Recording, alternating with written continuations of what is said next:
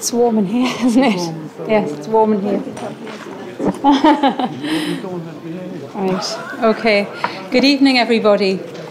Can we start this evening's procedures? I'm going to ask everyone to stand to observe a minute's silence following the recent passing of former councillors. Douglas Denny, who represented the Marden Ward and the former Whitley Bay Borough Council in the early 70s. Bernard Newbold, who represented the Forest Hall Holystone Ward from 1976 until 1988. Pat Kilgallen, who represented the Benton Ward from 1986 to 1990. Dorothy Monaghan, who represented the Battle Hill Ward from 1992 to the year 2000. And can I also add, sadly, that Bill Campbell, who was chair of the Veterans, and I think she should be added to that list as well. So if you please join me to stand for a minute's silence. Thank you.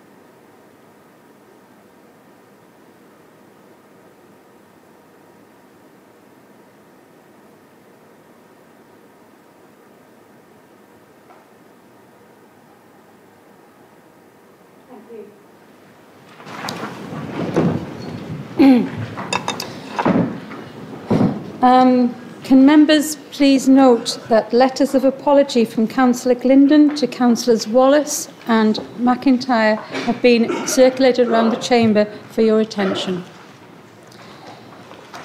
Item 1. Apologies. I've received apologies from Councillor Hodgson, McGarr, Mason, Allen, Arkle and Wheatman. Have we any other apologies? No. Thank you. And can members please sign the relevant attendance sheet, please? Can I remind members that if they have any registrable or non-registrable interest in the matters appearing on the agenda, they must verbally declare such interests and the nature of those interests. You're also invited to disclose any dispensation from the requirement to decline any registrable or non-registrable interests that have been granted to you in the respect of the matters appearing on the agenda. Those members should complete the card circulated and return it to the receptacle located on the desk of the Democratic Services officers before leaving. Item 3. The next item is minutes of the council meetings held on January the 18th, February the 1st and the 15th of February, which have been previously circulated. Can I ask the council to confirm those minutes? Thank you. Item 4, can I ask Councillor Lee to move the motion, please? Thank you. Thank you, Chair. Delighted to be moving this motion on the underfunding of children's services, Chair.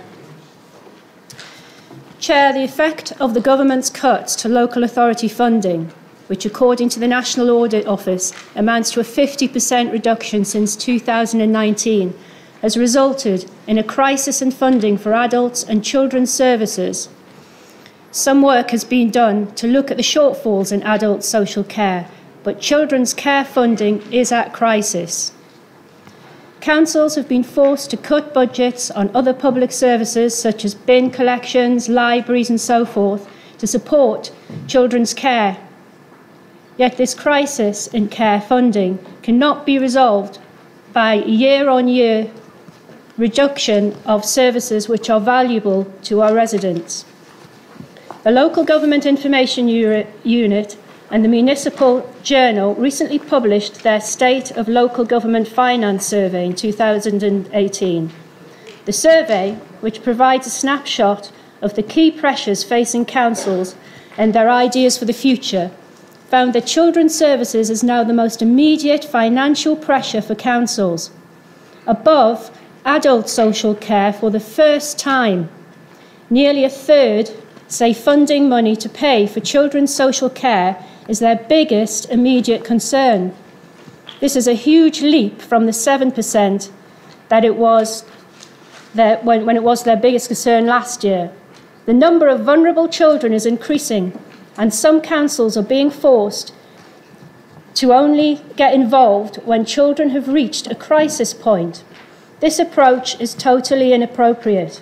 Councils should be provided with resources to deliver intervention services at an earlier stage. These services are critical, and they're designed to spot signs of neglect or potential abuse and make the remedial actions to prevent the situation reaching the crisis point for the intervention before the crisis itself.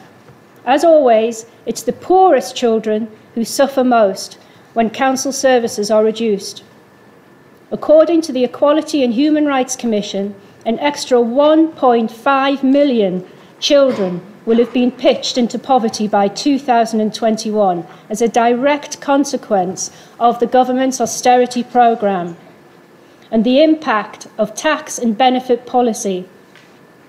North Tyneside is not immune to this, and we have areas with an alarming levels of child poverty that we are trying hard to support, but without adequate resources, it will be very difficult. This crisis in funding has been recognised by councils of all political persuasion. Councillor Richard Watts, Chair of the LGA Children and Young People Board, David Khan, Chief Executive of Barnardo's, Sir Tony Hawkhead, Chief Executive of Action for Children, Matthew Reid, Chief Executive of the Children's Society, Anna Futwing, Chief Executive of National Children's Bureau, all highly respected people and all highly respected organisations who have jointly written to the government, calling for the government to close the funding gap facing children's services, which will reach at least $2 billion by the year 2020.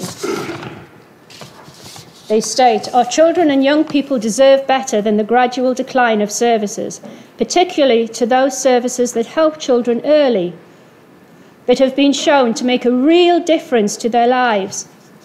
Councils and the voluntary sector are committed to getting the best for every child.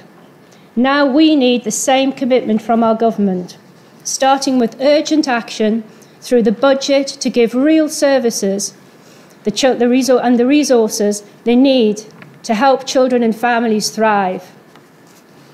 Chair, in conclusion, our children deserve the best start in life that we can give them.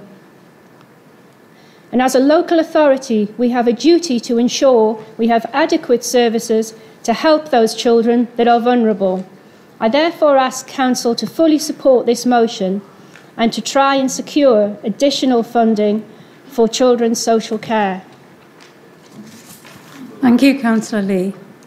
Can I ask Councillor Grayson to second the motion? Yeah, thank you, Chair. I'll formally second and reserve the right to speak, please.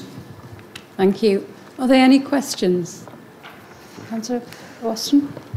Thank you, Chair. I just wanted to ask 4 or 5 questions about this, how this relates specifically to North Tyneside.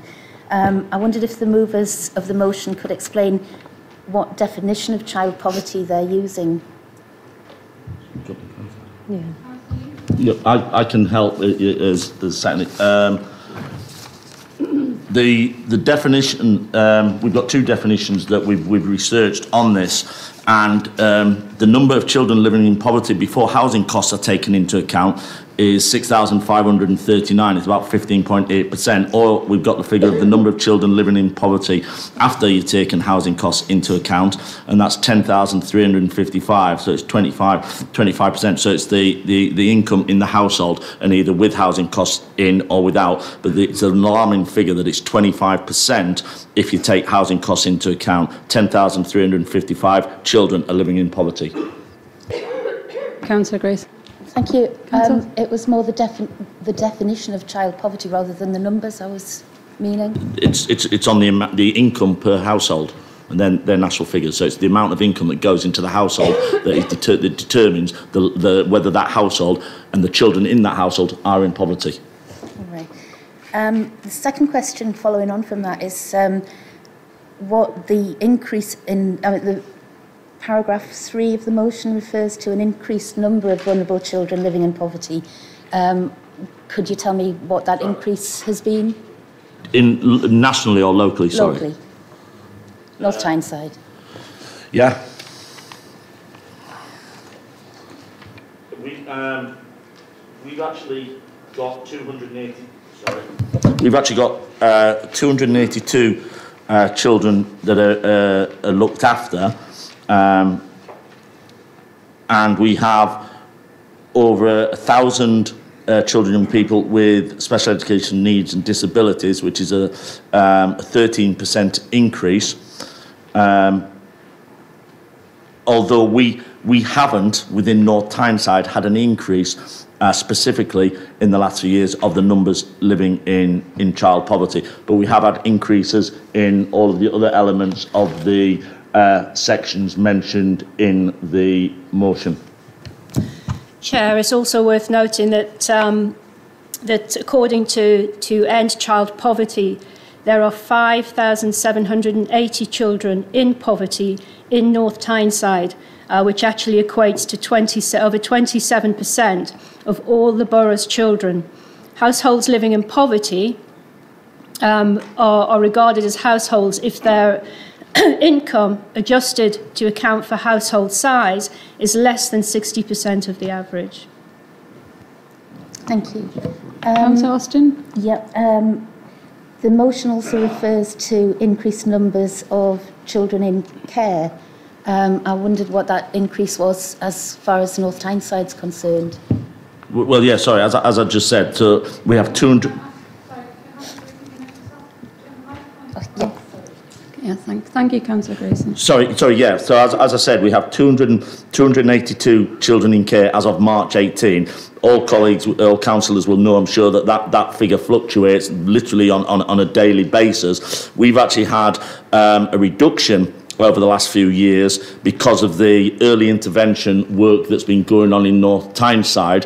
However, we have had an increase in the costs related to the children in care because of the specific and increasing needs of children, and obviously those needs and very vulnerable children have required additional and very expensive accommodation. So we're lucky that we've had a very hard-working and dedicated number of staff who've reduced our specific numbers, although the figures are going up nationally, but we are still, as with every other authority, experiencing increased costs. And it's basically because of the work that we have done in early intervention, which is why we also refer in the motion to the concerns about the withdrawal of the Early Intervention Fund, because we see early intervention as a key element of reducing the looked after numbers and also not building up costs further down the road by preventing children going into care in the first place.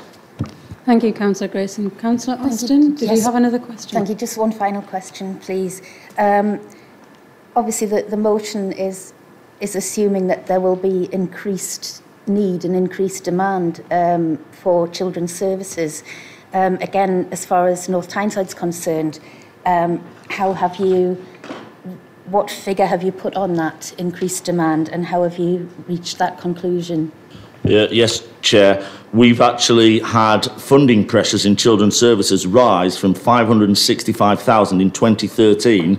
So this is funding pressures. The cost of children's services, just the increase, not the actual basic service, has gone to 2.6 million in 2017-18. So that's a five-fold increase in the pressures that are on children's services. And as I said earlier, that's because of the increased costs of children in care, because of the greater number and the more complex cases that we are experiencing for our most vulnerable children in society.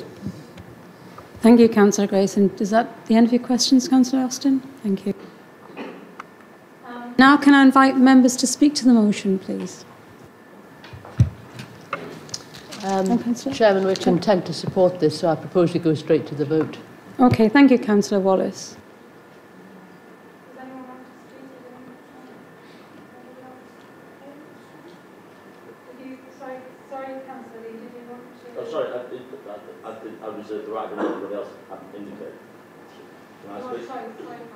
Yeah. Yes. Thank you. Sorry, I was expecting more contributions because this is a very important topic, and I absolutely concur and agree with everything that Councillor Lee says. I'm delighted that she's moved this motion in the council because it is a very, very important issue. I mean, it is well known that local government has experienced a sustained reduction in central government funding over a number of years, with consequential impact on funding available to deliver children's services. At the same time as a reduction in funding, the national picture remains one of rising demand combined with a greater complexity of need, a particular example being in children's social care. This picture is certainly true of our experience in North Tyneside. Chair, I won't repeat the figures that I've already given in some of the answers, but I do think we need some statistics just to put this motion in context, because as I said, it is important. I'm pleased that Councillor Lee brought this to us. The children subject to child protection inquiries has increased 151% in 10 years, from 73,800 in 2006-07 to 185,450 in 2016-17. The number of children on child protection plans has increased by more than 23,000.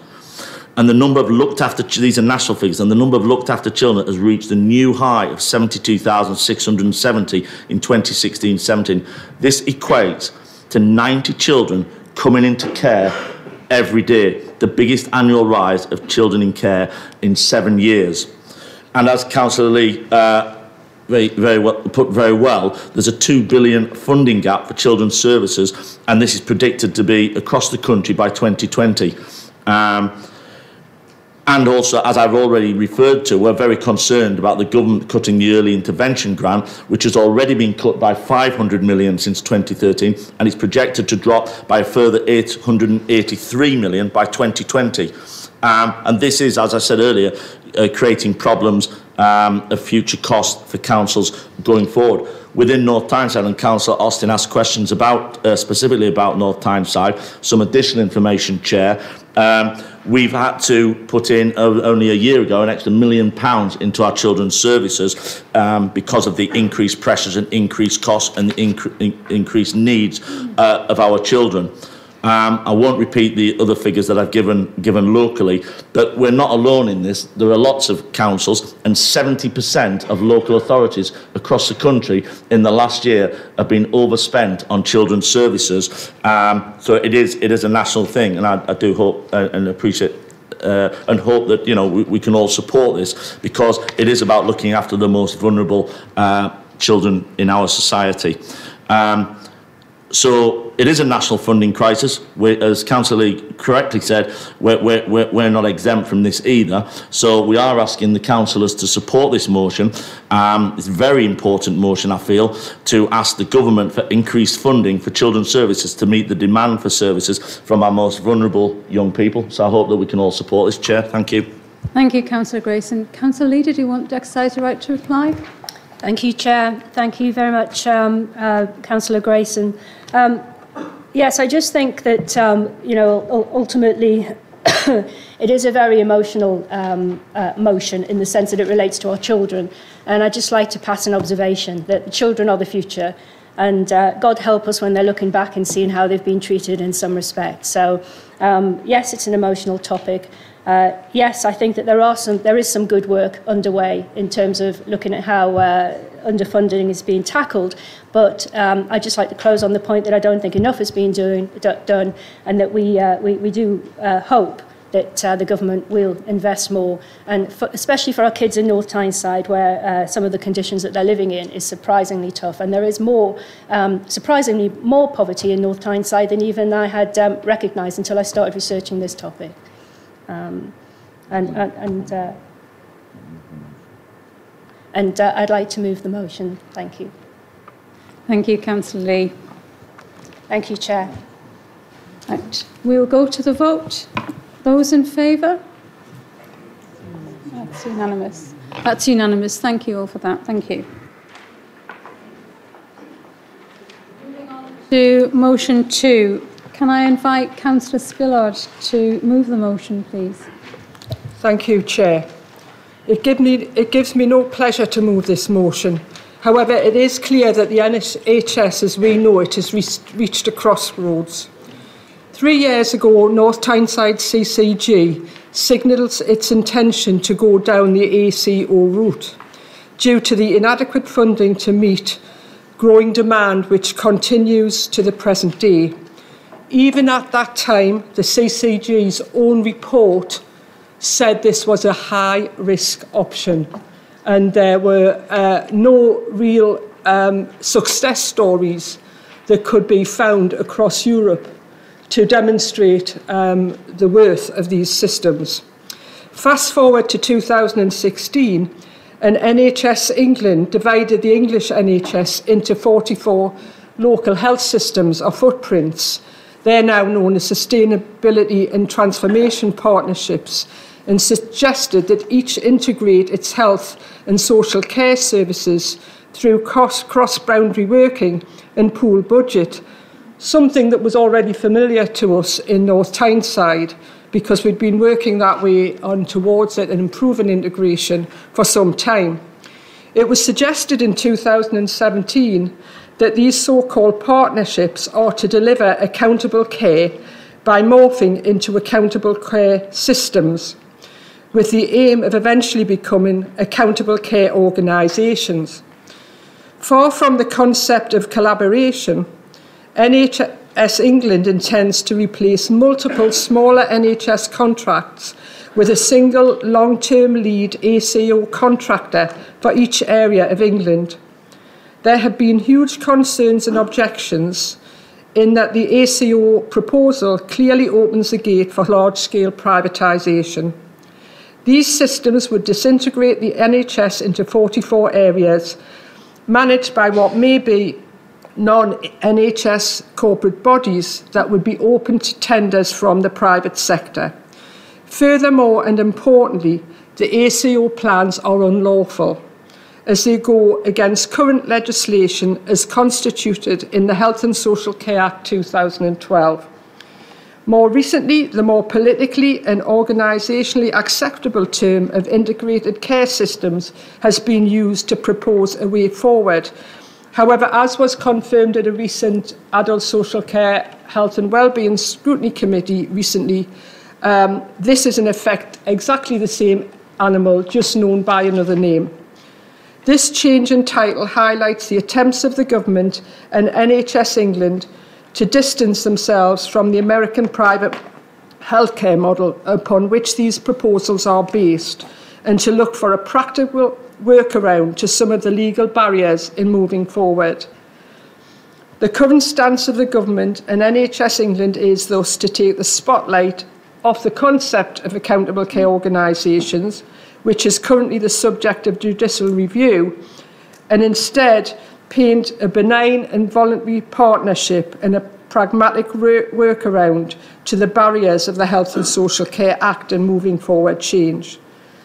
There are, however, huge concerns and objections to the elephant in the room, which is not being widely promoted. It is not benign.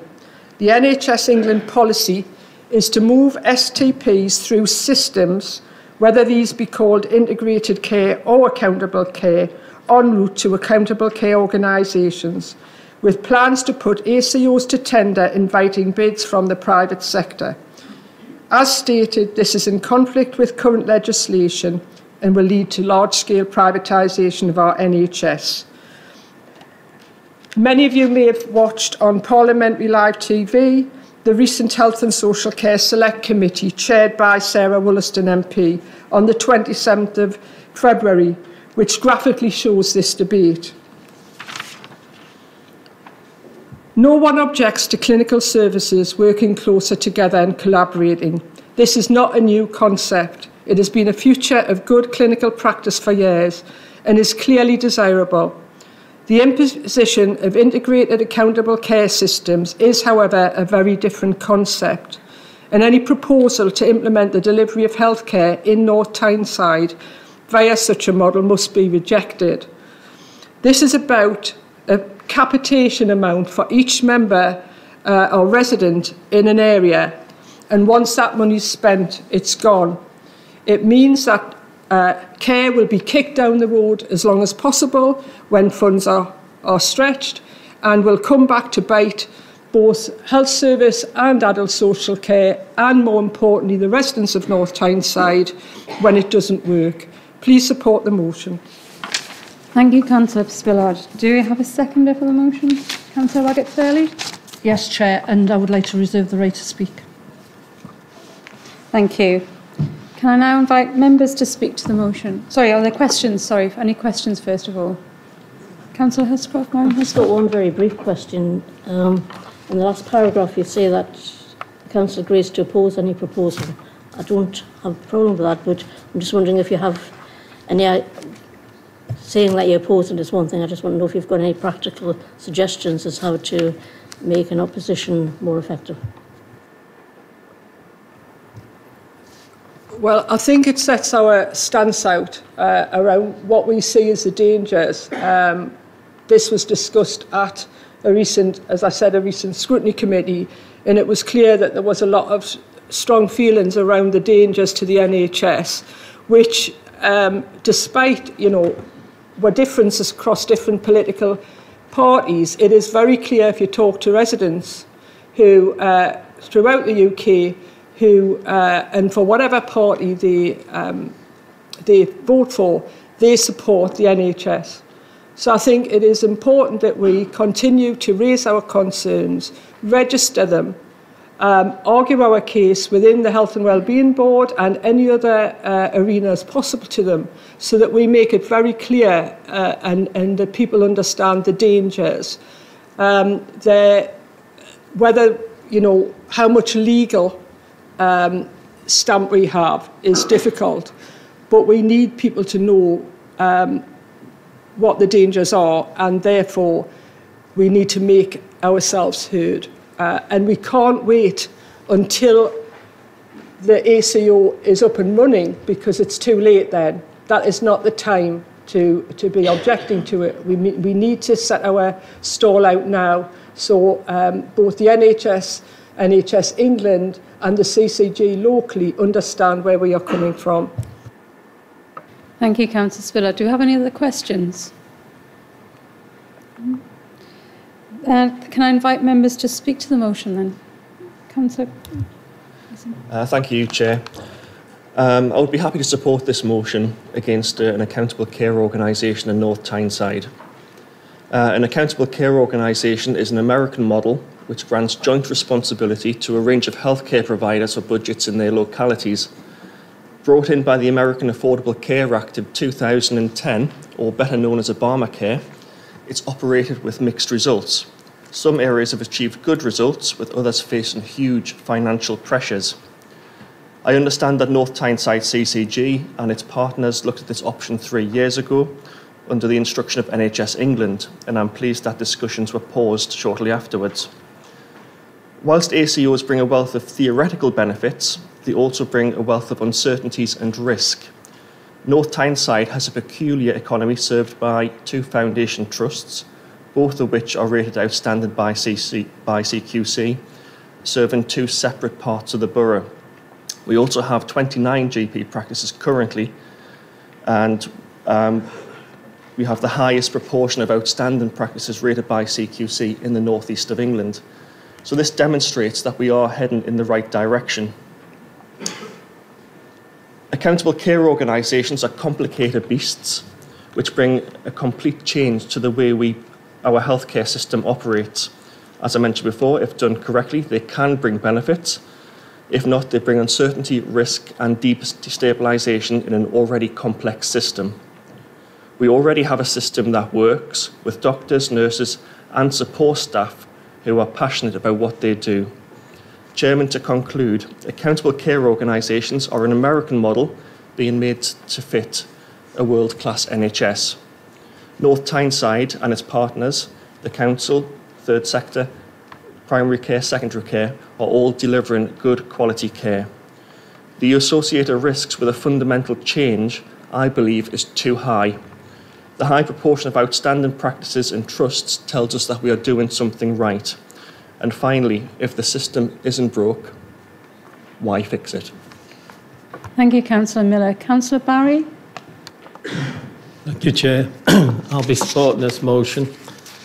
There are many changes within the NHS The Accountable Care Organisation / Integrated Care System is a system the NHS consider worthy of, but after reading and considering the system, I think this would be a disastrous for the residents of North Tyneside. Healthcare should be available to all residents always. It is clear that the 305 million may not cover the cost of the expensive healthcare. What would happen to the ill patients? Does this mean that you have to wait until the money is made available? If the NHS is looking for substantial savings from this system, what areas would they leave out if there's not enough money? More contacts from GPs sounds good. We need continuity of care, and would we get it? And would we get that with this system? No. In North Tyneside, we have 2 outstanding trusts and many good GP practices which were in the current good system. We have a system proposed which patients would never see the same GP twice. There would be a lack of conversation, poor written conversation, and a lack of knowledge with patients. I hear that patients are leaving GP practices in droves where the ACO, ICS have been trialled, and stated in the motion, failed.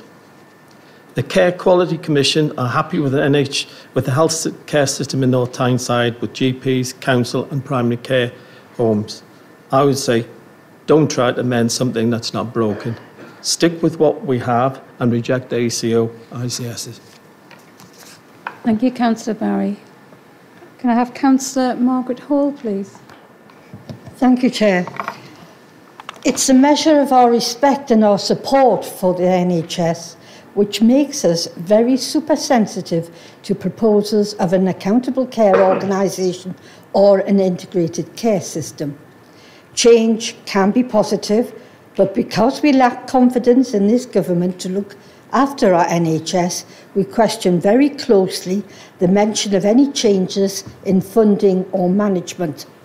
I think at this point I'd like to mention that the award to the hard-working staff of the NHS, they've waited 8 years and they thoroughly deserve the consideration they've been given. Talk of restructuring into 44 regional footprints and major changes where and when treatments can be accessed make us very nervous. Those of us who are dependent on clinical intervention for ourselves and our family want to be confident that these services will be available when needed. What we want is to ensure that the NHS remains one of the best, if not the best health service in the world. We know there is not enough money to do everything and hard decisions have to be taken. But most of all, we do not want to see taxpayers' money going into ineffective, inefficient and wasteful changes and financial experimentation. There are many examples of monies being wasted on what did look like very clever ideas at the time. We need closer working together of clinical care and social care, which will result in both NHS and local councils giving better care, making best use of available finance. I want to support this motion because we all wish to see the NHS and North Tyneside working together to provide the clinical and social care for our residents without financial experimentation. Thank you, Councillor Hall. Could I have Councillor Gary Bell, please? Thank you, Chair. I'm just quickly taking the politics out of my motion, but seeing the OSA, I'm going to support it. I fully support the motion. The Health and Social Care Act has a qualified provider policy that allows NHS to be sold to private companies, and private companies will focus on profits, and that leaves the NHS exposed to less investment and dismantling. As we know, the NHS is one of the best services in the world, and we all in this chamber use the service and our relatives, and we thank all the staff who deliver excellent services, as the members have said across the floor. For all the residents in North Tyneside, we're very thankful. We've got 2 excellent hospitals and we've got 29 GP practices and all the pharmacy and everything. It's a great package for us. But this started, unfortunately, under us. New Labour started bringing in privatisation, and then the Liberal Democrats and the Tories went for it a little bit, and the Tories have gone for it with the unionists. So we've all got blood in our hands in a way. But since there's about £12 billion has been tendered to private companies since February 2012. So, but we've, like I say, it started under Tony Blair and Gordon Brown privatisation in the NHS. The ACO is a 7-year contract, and the tool about it is it gives the Commission as well to the ACO, it gives them total power, and it doesn't even run for government. Under the Government Act, a Parliament should sit for 5 years. So if you've got a new government and you couldn't change in any case, you're stuck with this contract. So that's another thing which I think is undemocratic. And what Marion was asking, I think the answer is simple in my opinion. We just fund the NHS properly. You know, there's a political parties, we either do it by national insurance contributions, like some of the Tories have said, put it all in one pot, or we do it by taxation, like what possibly we say. But it's got to be funded somewhere, and we've got to grow to that fact, and we've got to fund the NHS properly. And political parties have got to really be honest about what they're going to do about this in the future, because it's not going to go away. The CCG's underfunded, we're underfunded, so something's got to change.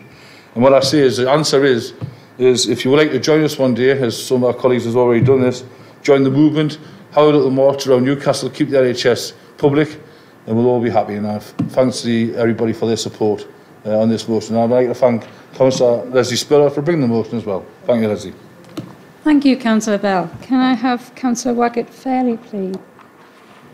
Thank you, Chair. I make no apologies for repeating some of the points already made.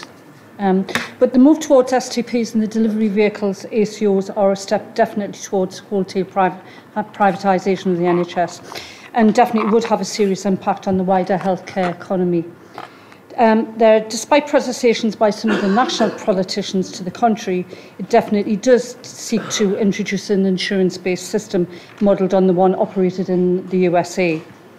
They've had ACOs for about 25 years now, and the medical industry is doing very nicely out of it.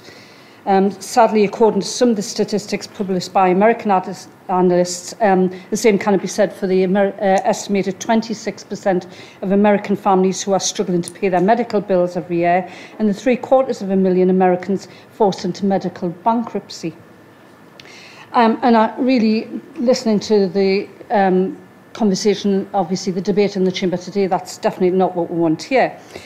So the similarities to the American counterparts and the close links and association to insurance companies and healthcare providers and commissioners, such as the American company Centene, which has recently been awarded contracts in Nottingham, and the disgraced Spanish company Ribera Salud, has meant that the term ACO has become widely discredited. And in the UK, doubts remains on the legality of the system, which Councillor Spillard has just pointed out. Now, so much so that it's renamed themselves twice in quick succession in order to distance themselves from its tarnished image. Gone are the terms ACO and ACS, and now we have ICS, the Integrated Care Systems. Different title, similar aims, now integration is their mantra. Now, as we've already stated, there's nothing wrong with integrating care. We've been very successful in North Tyneside in implementing new models of care. That's one of the main proposals suggested in NHS England's 5-year forward view. We've worked very successfully with our hospital trusts and the excellent GP Federation on several initiatives, including Care Plus and CarePoint. But to do more, like other local authorities, we must be adequately funded. And this is where the STP vision falls apart. If you drill down through the morass of STP literature, it appears that the ICS vehicle is predicated on the rapid discharge of patients into the community, or preferably not to admit them at all. But not for health reasons, it's simply to save money. One of the proposals is for family and carers to take a greater role in all forms of care, including post-operative care, and many are not equipped to do so. So in most cases, the burden will land squarely onto local authorities, which will have little capacity and resilience to cope after being hit by years of cuts to social care budgets. And this is a fact recognised by the National Audit Office in the Adult Social Care Workforce Report, which was published as recently as 8th of February this year. Now, this document is one of 3 damning reports published recently that state that STPs are basically unworkable because the structures, management, oversight and finances are simply not in place to manage the change that's required. Despite this, as a region, we are still working under predetermined timetables to coordinate and implement these unworkable plans, even though it appears that there's no national strategy by the Department of Health and Social Care to commission or oversee any form of workforce planning. And that's right across the health and social care sector. And this has almost forced NHS England to admit that it's almost abandoned its plans, and I quote, to create a strategic framework for community health services, and that's reported in the February edition of the Health Services Journal. And additionally, the National Audit Office states that without the cash being filtered linked to community services, the expected efficiency savings associated with the shift away from acute bed-based services cannot be achieved. Now, I believe as representatives of the people of North Tyneside, we've all spoke as one voice in here tonight, and I think we should challenge any proposals or decisions that would detrimentally affect the lives and the health and well-being of our residents. I believe that STPs and ICSs pose this threat. I'm not against greater cooperation and integration with partner organisations, but only if there's a proven benefit for the people of North Tyneside. And I simply don't think that they're being used as a mechanism to save money at the expense of care. And the funding of the NHS and social care is already in disarray because of the government's fiscal promises, and I think the introduction of STPs will open up further black holes in the NHS finances and encourage further privatisation. I support this motion and say no to STPs and ICSs. Thank you, Chair. Thank you, Councillor Bagot-Fairley. Do we have any other speakers to the motion? Can I ask Councillor Spillard, do you want to exercise your right to reply? Thank you. I'd like to thank all colleagues across the Council, including Councillors Miller and Barry, for supporting this motion. It's good for us to speak with one voice. And I'm absolutely delighted to hear that 3 days ago it was decided to pause the ACO. However, I will not be satisfied until the ACOs in North Tyneside are rejected outright. It is clear to me that for the continued health and well-being and safety of residents in North Tyneside, that we need to prevent imposition of ACOs. We continually get told that they want to devolve authority and power to regions. However, we'll continually also have top-down reorganisation and imposition in the NHS. Thank you once again, all of you, for your support, and I trust that there will be a unanimous decision on this motion. Thank you. Thank you, Councillor Spillard. Right, we'll go now to the vote. Can I have everyone indicating if they're going to support the motion? Thank you. That's unanimous. And can I thank all the members in the chamber for that cross-party support for that vital motion. Thank you. Item 5, the pay policy statement. Can I ask Councillor Pickard to move the report, please? Okay, thank you, Chair. This report sets out the background to the pay policy statement, which is at Appendix 1 of the report. It is a legal requirement for the Council to publish a pay policy statement each year by 1st of April, setting out its own policies in relation to the pay of its workforce, particularly its senior staff and its lower paid employees.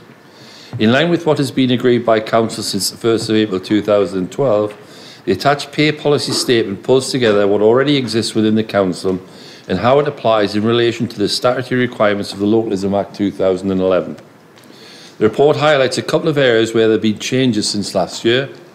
The median average salary has changed from £21,745 to £21,962 per annum, although the pay multiple remains the same as last year, 1.7, which is a very low pay multiple compared to other councils and particularly private industry. A North Tyneside living wage pay supplement was implemented on the 1st of September 2017, which sets the minimum hourly rate at £8.45 per hour for those employees at the lower end of the pay and grading structure, up to and including grade 3. We will once again be looking to increase this in line with the Living Wage Foundation at £8.75 once we have final agreement on the national pay negotiation. The first gender report is now available, and this is included as part of the pay policy statement for 2018-19.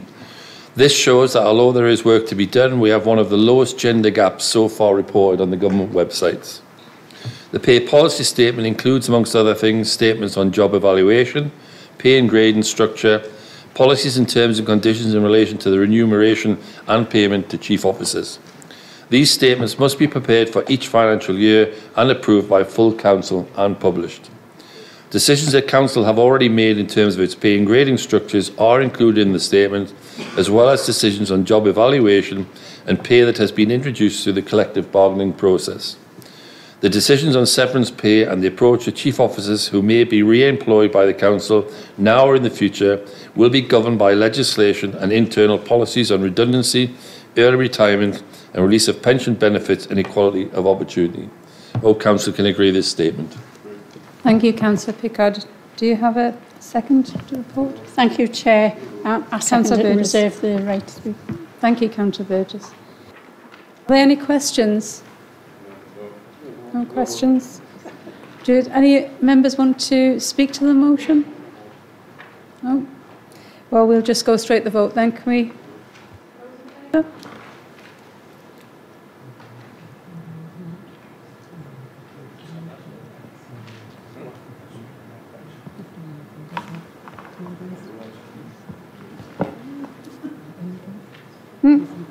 Is any against? Sorry, any against? Sorry, I kept your hands up for a very long time there. Any against? Right. 50. Any abstentions? Got one abstention. Yeah, 51 for and none against, one abstention. Thank you.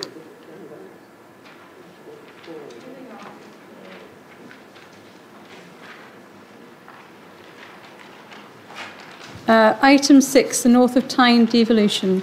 Can I ask Councillor Pickard to move the report, please? Thank you, Chair. I'm pleased to present the Council this report setting out our progress on the setting up of a North of Tyne mayoral combined authority. The deal will create a new directly elected mayor for the North of Tyne, control over £20 million per year of revenue funding for 30 years, establishment of an inclusive growth board with government participation to better integrate skills and employment, devolution of the adult education budget to the areas to allow North of Tyne to shape local skills provision and respond to local needs, opportunities to secure funding for pilots to help North Tyneside residents with particular barriers to employment to work, establishment of a housing and land board with powers to the combined authority to acquire and dispose of land, and mayoral powers to take forward compulsory purchases as long as these have been agreed by the relevant authorities, and establish the mayoral development corporations. It will drive improvements to rural growth and productivity. There will be more effective joint work with the Department of International Trade to boost trade and investment in the area. Collaborative work with government to support the North of Tyne in taking forward its considerable ambitions around digital capacity and also low carbon and energy structures. The Statutory Joint Committee to exercise transport functions jointly on behalf of the North of Tyne and North East combined areas. These changes will ensure that we will be more effective by providing better targeted public services, greater growth and stronger partnerships between public, private and community leaders in our area. It ensures that decisions are made closer to the local people, communities and businesses they affect. This agreement means devolving power and funding for services from national to local government, not from local government. Currently, many decisions that affect our local communities and everyday lives are made by national government in Westminster. This one-size-fits-all approach can result in decision-making that doesn't always reflect local needs, challenges and opportunities. Devolution will provide greater freedoms and flexibilities at local level, meaning councils can work more effectively to improve public services in their area. This is only the beginning of the movement so far, and that we have already discussed in various joint working initiatives, for instance, setting up the Housing and Land Board, where we are confident of gaining additional finance to help towards the provision of housing in North Tyneside. Chair, I would commend this agreement to the Council, but would ask, in view of the importance of this to the residents of the borough and to the residents north of the Tyne, that we have a name vote on this. Thank you very much. Thank you, Councillor Pickard. Do you have a seconder? Councillor Sterling, were you seconding? Okay, thank you, Councillor. this is a really, really important session for North Tyneside. And some people have left the chamber. And I just want a pause until everybody's back in the chamber, so everybody has the right to have their voice heard and vote taken.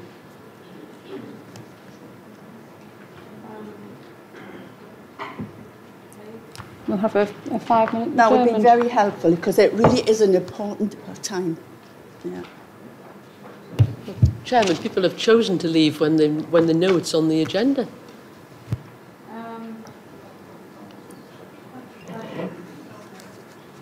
It's not as if I think the only thing we can do is, can we not just ask if the I mean, I don't know why they've gone out. I mean, there could be a comfort break. I don't know. It's not as if we've had a long meeting, Chairman. It's only 10 to 7 now.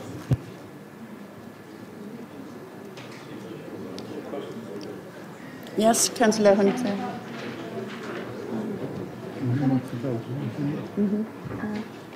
Chair.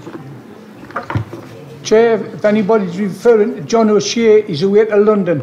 Right, okay. Right. Thank you, Chair. Well, I think that's... Well, that's fair comment. Right. Okay. I think we should just go. Yeah, the vote. No. Oh, sorry.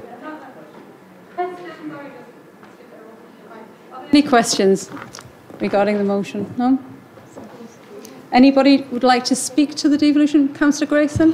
Yeah, thank you, Chair. Yeah, I welcome this report. I'm delighted that we're receiving this report tonight on the establishment of a draft order for a North of Tyne Combined Authority, and I'm pleased in the report of the substantial progress that's been made in relation to this matter.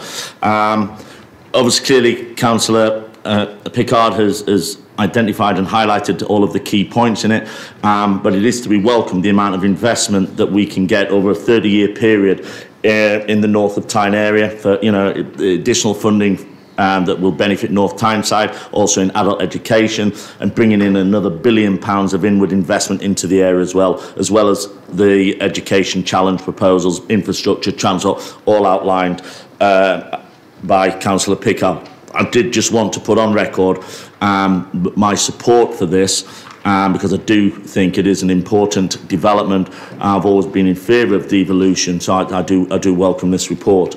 It is bringing powers from Westminster, as Councillor Pickard said, to the region. The council is not losing any powers. North Tyneside will still function and still have control over all the things it has control over. So this is bringing local control over important regional matters. This will also give the North of Tyne region a seat at the table, as it were, on further investment opportunities, as other combined authorities and mayoral areas have found over the last few years. Similarly, all other areas where they have devolved power have had increased powers over the years, and I do see this as the beginning of more opportunity and more devolved power to our region. So I do think this is an exciting opportunity for North of the Tyne and also for the residents of North Tyneside. So I support this motion. Thank you, Chair. Thank you, Councillor Grayson. Councillor Wallace? Thank you, Chairman. We very much support this report, this development. It is, of course, an initiative of the Conservative government to bring powers to the regions, to bring powers closer to residents, and that's very much what we support. And we look forward also to more powers coming to localities as the years go by. In particular, I think there's a huge opportunity for us to get more power as we leave the European Union, as powers come back from Brussels to Whitehall. I would hope that more of those will come down to all the areas, to the localities, so that citizens have more democratic accountability and more say in what happens in their area. So we wholeheartedly support this report. Thank you, Councillor Wallace. Do I have any other members who wish to speak to the motion? Councillor Bolger? I don't know whether I'm reading this correctly, but page 4 says there's decision option. There's no decision option, it's just for a report. Can you just advise me why I'll be making a decision tonight?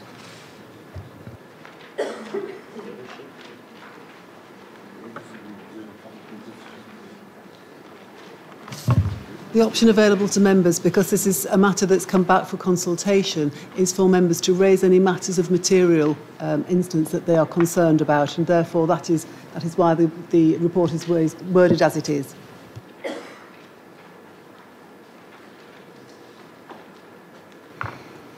Do we have any other Councillor? Sorry, Lechtenberg. Sorry. It's all right, Sharon. Thank you very much. I'd just like to say how pleased I am that at last this very important report has been brought to Council today. It has been, as you realise, a long time in coming. The report sets out the latest steps on our devolution journey. And devolution, as far as I'm concerned, is all about bringing power back to us here in North Tyneside and us taking control of our destiny.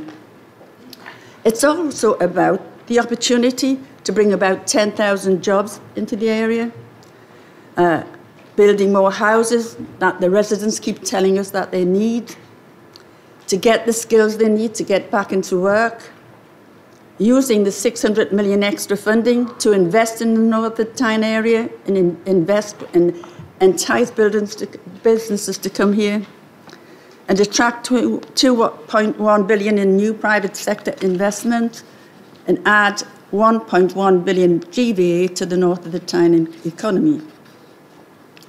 The Minded to Devolution deal was announced in November last year, and it now moves on to the next stage of implementation. And I think you all know we did take a comprehensive public exercise in consultation that ended in February, and it did demonstrate that the majority of people were in favour of this devolution. Following the consultation, I'm pleased to tell you that the Secretary of State has prepared a draft of the statutory order which is needed to make the necessary governance changes in order to implement the devolution deal. These changes are to amend the boundaries of the North East Combined Authority, to create a new mayoral combined authority for the north of the Tyne area, and to establish a joint committee for transport across the North East area. And of course, this report sets out what is in the order and outlines the next step. I do hope the Council can support this and agree with the recommendations, because as far as I'm concerned, this is a really important step on our devolution journey, a journey that will make a real and lasting difference to the people of North Tyneside, the people that we serve. It will enable us here in the north of the Tyne region to be in charge, as I said, of our own destiny and address the priorities that have been identified by our residents here in North Tyneside and not by those in London.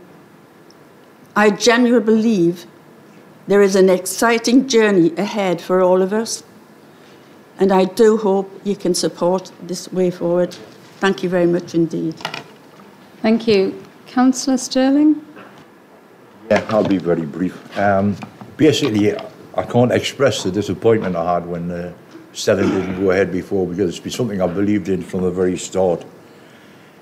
This is actually a better deal than the 7 we're going to get. Because we're going to be 30 million between 7, we're getting 20 million between 3. So this extra money will sort of help with training for relevant jobs, working with businesses in the colleges, relevant jobs, because some of the training they do now is not relevant to what is needed within the businesses. So we can target it towards that.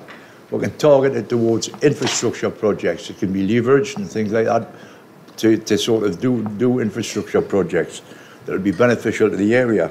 As Norma said, it's going to bring in 10,000 new jobs. It's hopefully bringing 10,000 new jobs.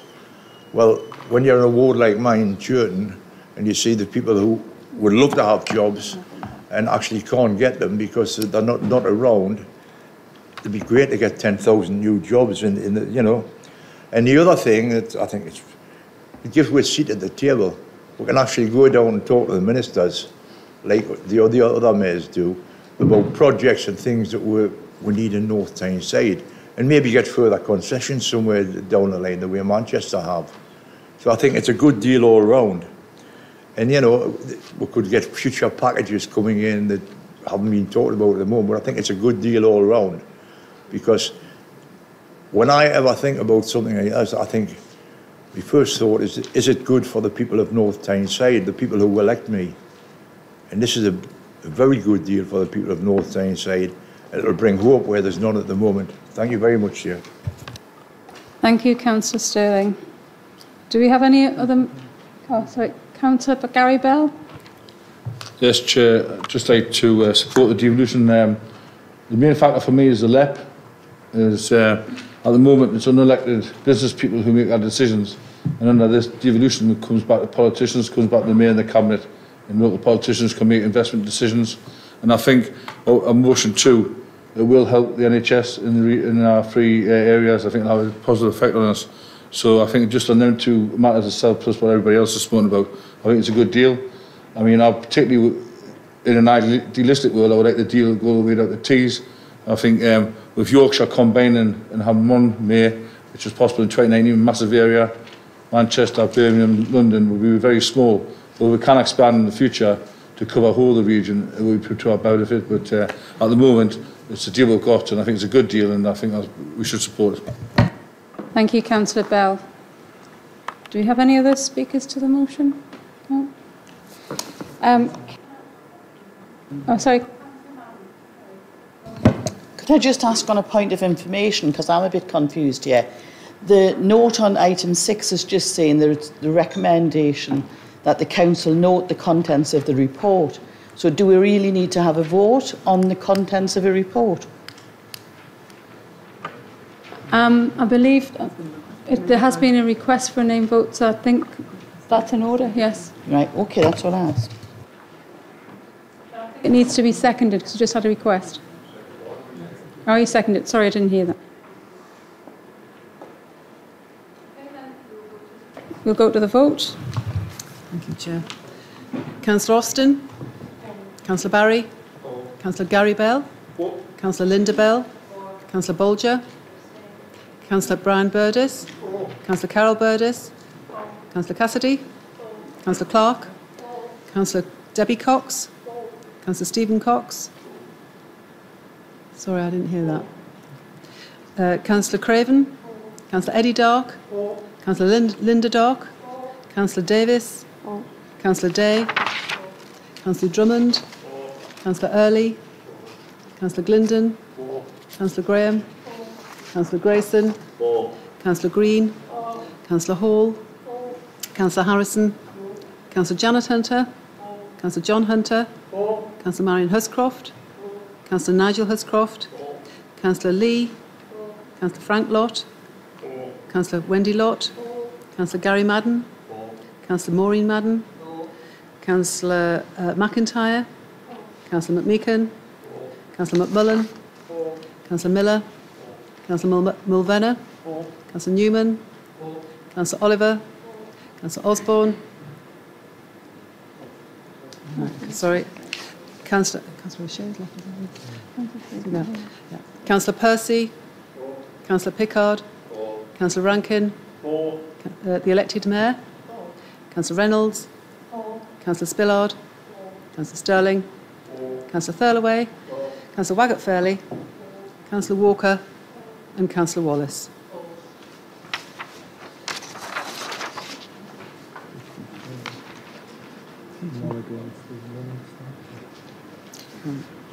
So it's 54 in favour, 1 against and 1 abstention. We have 54 in favour. 50. Sorry, 50. Sorry. We have 54. 50. No, 54, not 54. 54. 54 and 1 against. None against and 1 in favour. Abstention. I think we got that one. We did.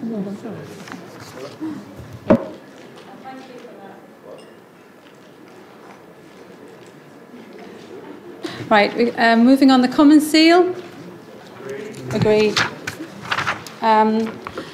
Chair's announcements. I'd just like to say that we, the elected mayor and Gary Bell and myself attended a really fantastic event last night. It was the farewell event for the High Sheriff, Robin Brims, and it was a really good event showcasing the community spirit in North Tyneside. It was well attended, and I think everybody who attended, the dignitaries and civics who were there, had a really were in favour of North Tyneside and thought that they'd done a really good job. And Ronald Brims has really invested highly in Norham High School, and It was a pleasure to be there. Also, I'm going to be leaving after the council because I've been invited to the HMS Tyne very nicely. But Tommy is going to host drinks afterwards, aren't you, Tommy? Thank you. Do you have any announcements? I have, yes, thank you. As it's the last meeting of this municipal year, I wanted to take the opportunity to thank our officers, and then you take back to your staff for all your hard work over the last year, and particularly in relation to the budget setting process. I know how many hours and hours have been spent to get to where we wanted to be, and I want to thank as well the Cabinet Member for Finance. He must have had a headache too, but we got there, and I just want to thank you very, very much, and all my colleagues on the Cabinet and our members.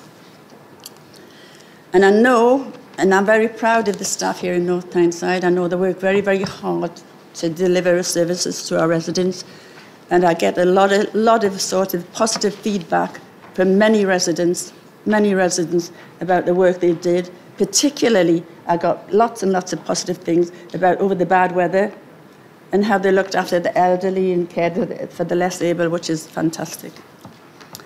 Last night, I too was with Gary Bell and the chair at a community function at Norham High School on behalf of the High Sheriff. There were over 20 community groups there, and I actually took the time to go around and thank them all, because they are all delivering positive, helpful services to the people of North Tyneside, things that, because of the cuts we've had, we can't deliver, and they're doing fantastic work. And when you get there in the real world, and you talk to real people actually doing things, it makes you realise how difficult things are for people in North Tyneside. I actually spoke to the Whitney Bay Food Bank, and to thank them actually, and he said to me, today they will be going out and delivering their 18,000th food parcel today. He also said, in one of our deprived areas, because there was great concern about children coming to school without breakfast, that happens. They've set up a breakfast club in one of those schools, and there's 100 children going for the breakfast. And they also said that during the holidays, they're going to provide a hot meal in some of our schools. So I said to the volunteers, thank you really for what you're doing. I think, we owe you a great deal. And they said, we shouldn't have to do this in the 21st century. And I think that's quite true. But it was an amazing evening, wasn't it? Yeah. And my last thing to everyone is, for those who have chosen not to stand in the up-and-coming elections, I wish you well. And perhaps you might get a personal life now when you're away from the government. But I also want to thank those who are standing the very best of luck and get out on the streets, because 6 weeks of trunching and tramping around the areas. We'll see each other, no doubt, but thank you all for everything you've done throughout the year. Much appreciated. Thank you.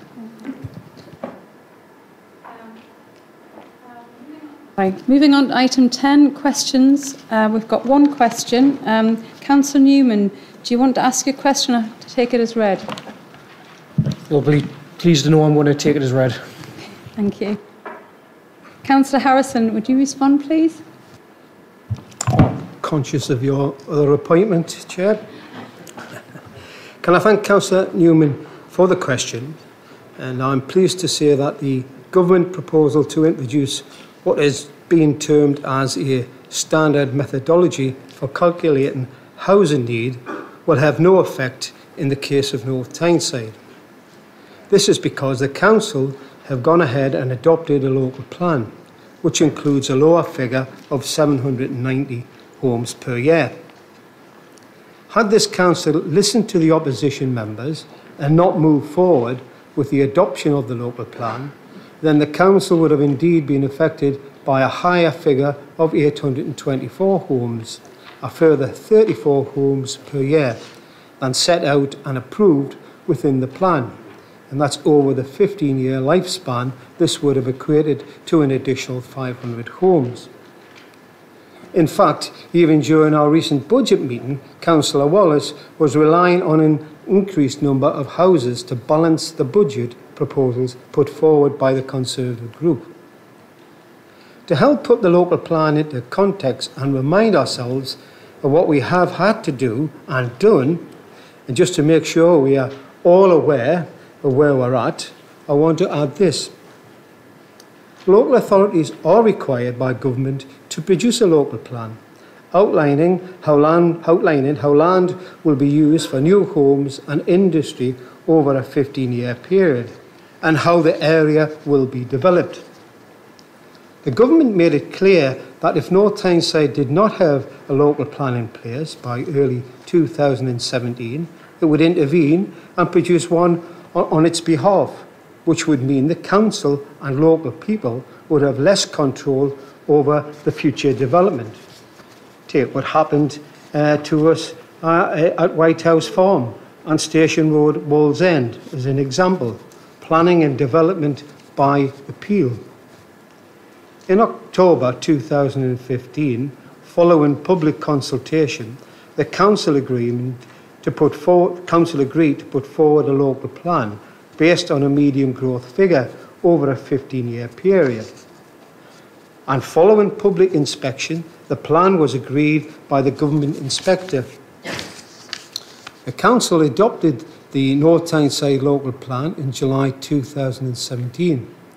The average annual housing requirement of 790 homes per year included in the local plan was determined by an independent planning inspector as in accordance with the government policy.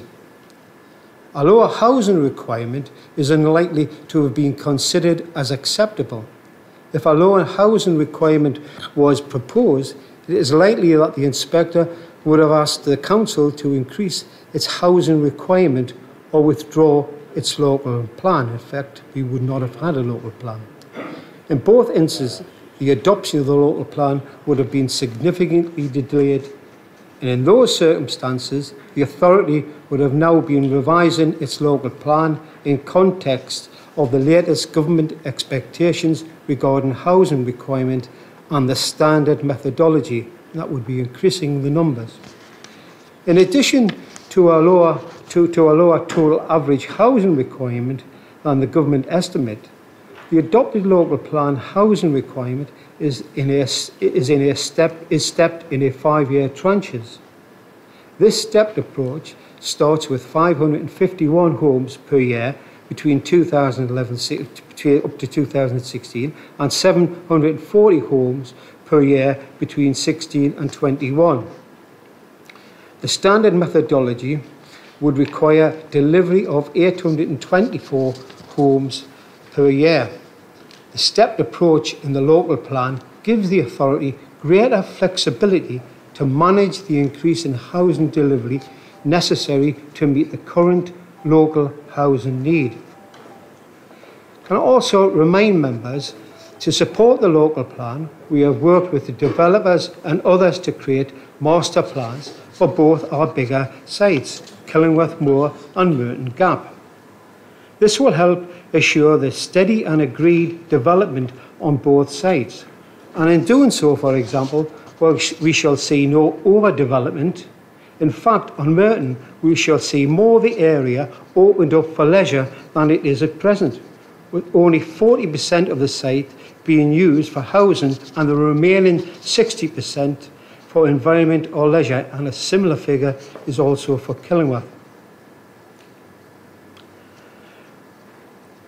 Our approach to our North Tyneside going forward, also the plan includes a starting point, the use of brownfield sites.